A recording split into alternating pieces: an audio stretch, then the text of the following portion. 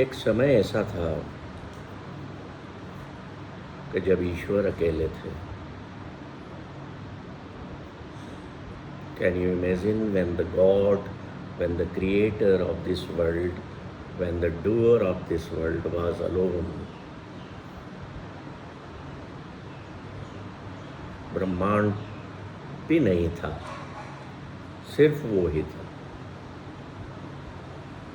एक दलेर मेहंदी की ना बड़ी सुंदर एक पंजाबी गीत है, उसमें वो लिखता है, बड़ा प्यारा बताता है कि जब कुछ नहीं था तो तू ही था, सिर्फ तू ही था। सुनना, उसको नोट कर लो, आपको YouTube पर मिल जाए। क्या नाम है बोलिए? दलेर मेहंदी पंजाबी गायक हैं, उनका एक वीडियो है जिसमें वो ये गाते हैं कि सिर्फ तू ही था और कुछ भी नहीं था। तो जब सिर्फ ईश्वर थे, जब उन्होंने यहाँ की रचना नहीं की थी, ब्रह्मांड भी निर्मित नहीं किया था, है ना, तो उन्होंने धीरे धीरे पहले उन्होंने क्या करा, 3-4 अपने सबऑर्डिनेट्स कह लो, है ना, विष्णु, महेश, ब्रह्मा, ये बनाया। फिर तीनों को अलग अलग जॉब दिया।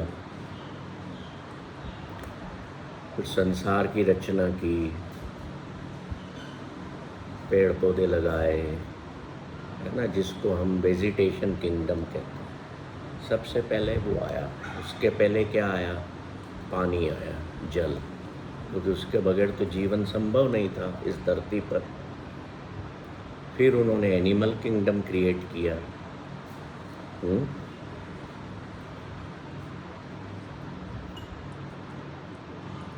एनिमल किंगडम जब तक बना तब तक ज़्यादा इमोशंस नहीं थे। जानवरों में भी इमोशंस होते हैं और पेड़ पौधों में भी होते हैं, है ना। दर्द उनको भी होता है जब अपन उनको कैंची से काटते हैं।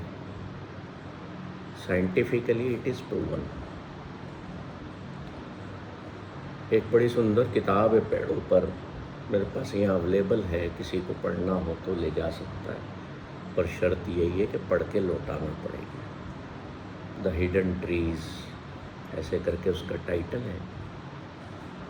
वो बताता है, वो किताब कहती है कि पेड़ आपस में बातें कैसे करते हैं, इमोशंस कैसे उनके बहते हैं। बड़ी खूबसूरत है। मैं आपको उसका एग्जैक्ट टाइटल बता दूंगा, मुझे अभी एग्जैक्ट टाइटल याद नहीं आ रहा। तो कहने का मतलब ये है कि फिर उसने इंसान बना दिए, और इंसान्स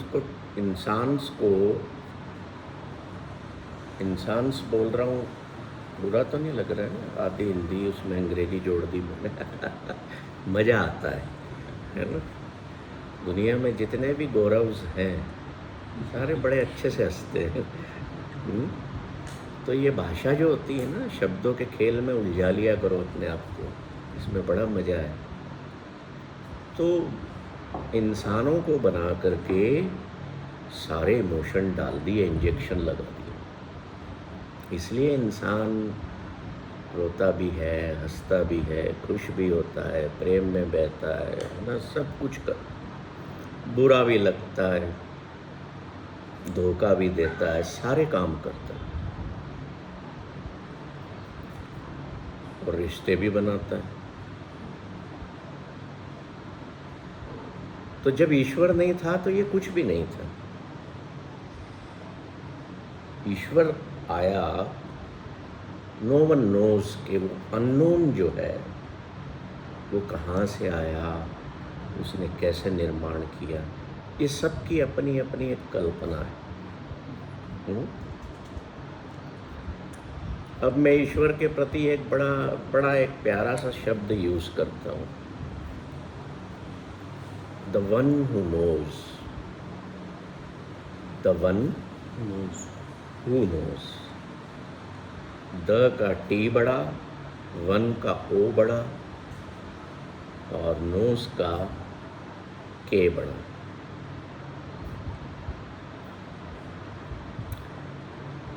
ये अंग्रेजी भाषा जिसने बनाई थी वो शायद मुझे कुछ लगता था कि कुछ साइकोलॉजिकली प्रॉब्लम में रहा होगा, है ना। अब नोज की, नॉलेज की स्पेलिंग के आगे के बैठा दिया, साइकोलॉजी में आगे पी बिठा दिया है कि नहीं। तो अजीब है, संसार ही अजीब है, इसीलिए मज़ेदार है।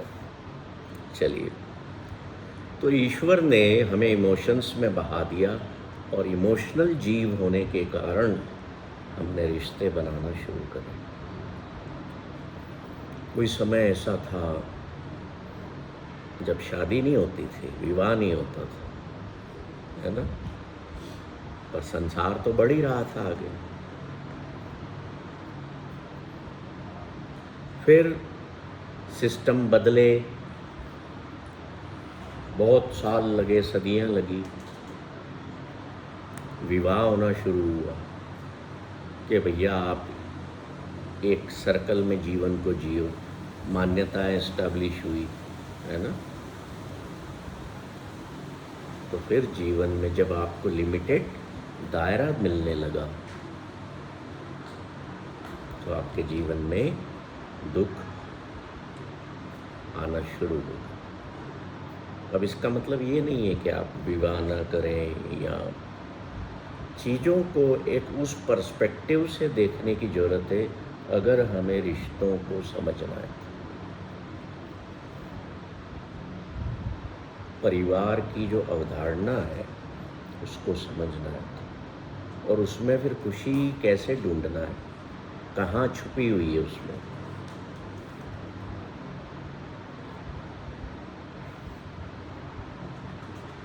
तो मैं इस बात को कंक्लूड कर दूं वापस, ताकि it is very important aspect to understand the relationships and happiness in family life. ये ईश्वर जब अकेला था तो ये कुछ भी नहीं था, ना दुख जैसी कोई चीज़ थी, न सुख जैसा कुछ था, न माया थी, न मोह था, न अहंकार था क्या? नहीं था। समझ गए? ये सब कहाँ से आए? जब we were created by the unknown, the one who knows is unknown for us still. तब ये कह सकते हो निराकार था जब तक कोई सुख दुख नहीं था, जैसे आकार आने लग गए वैसे सुख दुख आने। आकार किसका है? मतलब जैसे अपन आ गए, मैं आ रहा था वही। Creation needs a size, identity, जिसको आप आकार भी कह सकते हो, डायमेंशन, है ना। अब जैसे आत्मा का कहते हैं ना कि कोई आकार नहीं, हाँ निराकार, निराकार है और वो निराकार में जाके विलीन होती है। आपकी पहचान इस शरीर से है, इस आकार से। तो हमारे जीवन का कई लोग उद्देश्य बताते हैं कि आपके लाइफ का जो पर्पस है वो ये भी है कि जहाँ से आप आए हो उसमें आपका विलीन हो। निराकार से आए हो तो निराकार में वापस मिलना, मर्ज हो जाना। जैसे ये ग्लास में पानी है, अब इसको, ये अब ग्लास में है, ये इसका आकार है, शेप। अब इस पानी को मैं वापस मटके में डाल दूँ तो इसने क्या शेप ले ली? अब मैं मटके का पानी उठा के समुंदर में डाल दूँ तो क्या हो गई? शेप लेस हो गई। एक पानी की बूंद जब समुंदर में मिल गई तो वो स्वयं समुद्र बन गई। Similarly, when we just as a drop merge in the whole or eternity or the unknown or the one who knows, we become whole. समझ रहे हैं? ये क्यों जरूरी है समझना? क्योंकि रिश्ते वास्तव में क्या हैं ये समझना है। जब मुझे पता है कि मेरे जीवन में मेरा उद्देश्य है to merge in the whole, to become whole, लिख लीजिए इसको। The purpose of my life is to merge in the whole, to become eternity, to become total, to become whole. Purpose of my life is to become. Is to merge. The purpose of my life is to merge In whole. in the whole, to become whole, to become eternal, to become total. Just like as the happiness of a drop of water is to merge in the ocean to become ocean, the happiness of a human being is to merge in the whole to become whole. अब इसको हम सांसारिक रूप से समझें तो देखिए, जैसे जैसे इंसान बड़ा होता जाता है, बड़ा धनवान होता जाता है, तो लोग कहते हैं ना बड़ा आदमी हो गया है, सबसे बड़ा हो गया है, तो वो सांसारिक रूप से खुशी को अपने अंदर महसूस करता है कि मैं बड़ा हो गया। होता है ऐसा। या परिवार में जो सबसे बड़ा व्यक्ति है उसको जब हम ये एहसास दिलाते हैं कि आप तो घर में सबसे बड़े हैं, या आप सबसे बड़े ज्ञानी हैं, तो उसको खुशी होती है ना कि मैं बड़ा हूँ। जब ये बड़ापन, ये फीलिंग ऑफ बड़ा होल में मिलने के बाद हमें आती है तो वो एटर्नल हैप्पीनेस कहलाती है, शाश्वत खुशी कहलाती है। क्योंकि होल में मिलने के बाद बिकमिंग, आफ्टर बिकमिंग होल और beyond whole there is nothing. उसके बाद तो कुछ है नहीं ना, उसके परे कुछ है नहीं। सो listen very attentively. When we unbecome from the roles of this world, when we unbecome from the roles of the various roles of this world, तो क्या हुआ? दुनिया में जितनी मेरी बिकमिंग थी वो अनबिकमिंग हुई, तो मैं होल बन गया। बिकमिंग क्या है? मैं पति हूँ, मैं पिता हूँ, मैं माँ हूँ, मैं बेटा हूँ, मैं मैनेजर हूँ, मैं बैंकर हूँ, मैं इंडस्ट्रियलिस्ट हूँ। लिस्ट बनाते जाओ, आप कितना कुछ बनते हो, है ना? इन सब के बनने में आप जब एनालिसिस करेंगे तो आप पाएंगे कि हर बिकमिंग में से सुख है, सुख मिलता है, पर बढ़ चढ़ के दुख भी आता है। So becoming is finite, becoming is finite and unbecoming is infinity. तो अब आप ये सोचिए कि मुझे जीवन में कितने समय बिकमिंग मोड में रहना है और कितने समय अनबिकमिंग होना है। जो बात मैंने पहले कही थी कि संसार में सबसे महत्वपूर्ण कौन है, आप स्वयं। तो आप स्वयं अगर अपना इम्पोर्टेंस जानना चाहते हैं, अपनी खुशी को मेंटेन करके रखना चाहते हैं, तो अनबिकम होना शुरू करिए। मैं अगर वाइफ हूँ, समझना बात को, या मैं हस्बैंड हूँ,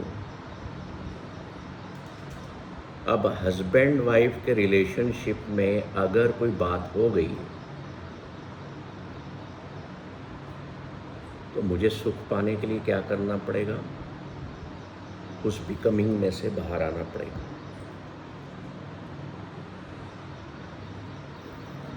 अनबिकम होना पड़ेगा। मुझे अपने आप से कहना पड़ेगा कि यू आर नॉट हस्बैंड और you are not wife right now.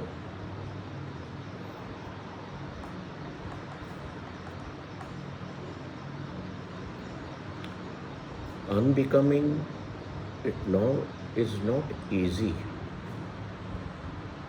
क्योंकि आपके माइंड में जो परसेप्शंस हैं, जो प्रोजेक्शंस हैं, जो धारणाएं आपने बना ली हैं, जो बिलीव्स आपने पैदा कर लिए हैं, वो ऐसे थोड़ी छोड़ेंगे आप कि मैंने कह दिया कि भाई अनबिकम हो। हमें एनालिसिस करना पड़ेगा कि जो हमारे बिलीव्स हैं वो कितने सही हैं इन संबंधों के प्रति।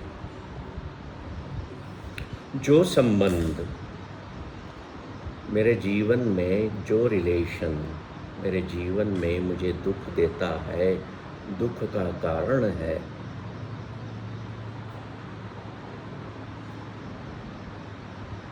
तो क्या ये ज़रूरी है कि उस दुख के कारण में निवारण भी संभव नहीं हो रहा है, तो क्या ये ज़रूरी है कि मैं उस संबंध में बना रहूं? जब मैं संसार में आया तो तब तो मेरा वो संबंध नहीं था।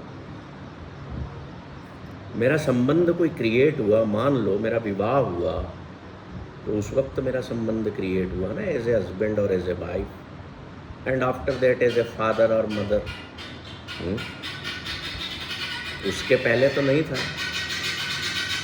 माँ बाप भी आप तब बने जब आपकी शादी हुई, उसके बाद ही बने। दुनिया में आए, पढ़े लिखे, बड़े हुए, तो माँ बाप ने आपकी विवाह किया। 25 साल तक तो कोई करता नहीं आपको, तो 25 साल तक आप क्या थे बताइए। जब आपकी मैरिज नहीं हुई थी तब तक आप क्या थे बताओ।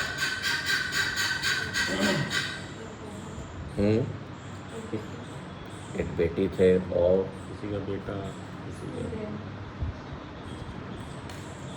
बहन भी हो सकते हैं आप, भाई भी हो सकते हैं, है ना,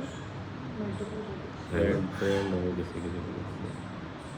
तब तक हो सकता है आप एक बिजनेसमैन बन गए हो, तब तक आप एक जॉब पीपुल में आ गए हो, है ना, वर्किंग में कुछ पोस्ट पे आ गए हो। तो इस चीज़ को बड़ा बारीकी से समझना कि तब मैं ये था, अब मेरा विवाह हुआ तो अब मैं क्या बन गया, either I became a husband और ए वाइफ। तो मेरी जो बिकमिंग की चेन है वो बढ़ रही है ना। कुछ मेरे दोस्त भी थे तो मैं भी दोस्त था या हूँ। फिर विवाह के बाद मेरे बच्चे हुए तो मैं माँ या बाप बन गया। तो as our roles increase in the world, in our family और इन आवर रिलेशंस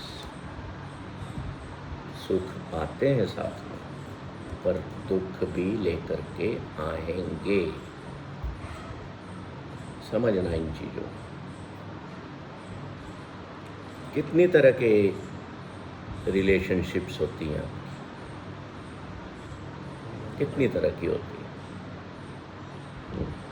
इसको हम एक उससे समझते हैं, मैं बोर्ड पर ड्रा करता हूँ, आप उस पर समझिए, है ना। रिलेशनशिप्स कितनी तरह की होती हैं और हमें क्या क्या करना है।